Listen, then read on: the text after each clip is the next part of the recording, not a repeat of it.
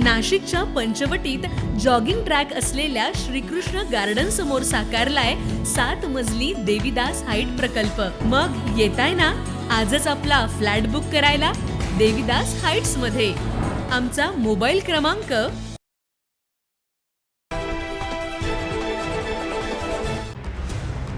कुंभमेळा पार्श्वभूमीवर अवघ्या राज्याचं लक्ष लागून असलेल्या नाशिक महानगरपालिका निवडणूक चर्चेचा विषय बनत चालली आहे।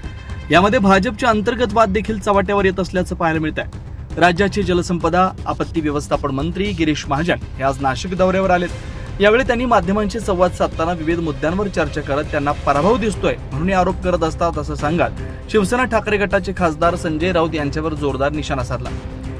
आता मला समजतच नाही आता या वक्तव्यावर मी काय बोलावं। आता जागा बिनविरोध होत आहेत, त्या ठिकाणी समोरचे प्रतिस्पर्धी माघार घेत आहेत, तुमच्याकडे पुरेसे माणसं त्या ठिकाणी लढायला नाही आहेत, कुठे आहेत त्यांच्या पक्षाकडे लढायला कोणी फॉर्म भरायला तयार नाही आणि मग आमचे लोक बिनविरोध झाले तर त्यांना एवढं पोटशू काय हेच मला कळत नाही।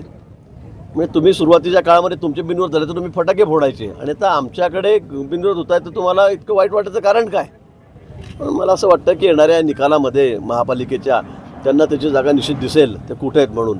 आता जे काही आरोप करत आहेत त्यांना ती सवय झालेली आहे।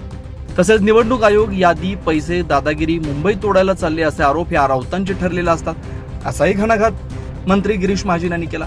त्यामुळे ऐन निवडणूक काळात राऊत आणि महाजन यांचा चांगलाच वाद पेटला असल्याचं बोललं जात आहे। 9 न्यूज महाराष्ट्र ब्युरो नाशिक।